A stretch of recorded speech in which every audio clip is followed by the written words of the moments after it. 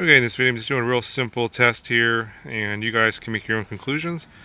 I have two identical setups. So I think this is the E011. They don't make this anymore, I believe, but got the Pro DVR, Yixin Pro DVR on the side.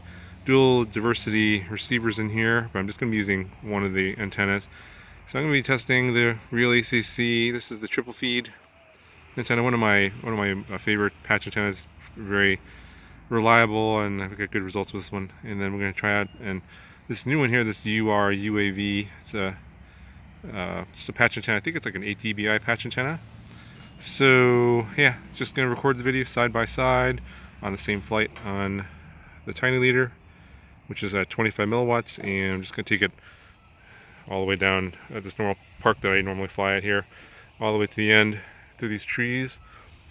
And then you guys can decide. I put a poll card here in the corner over here, and you can pick which one you think is got better reception. So all the other equipment should be the same except for the antennas, and you should be able to see some sort of difference. So you guys decide what you guys think is better. Click the poll card and let me know which one you think is the better of the two.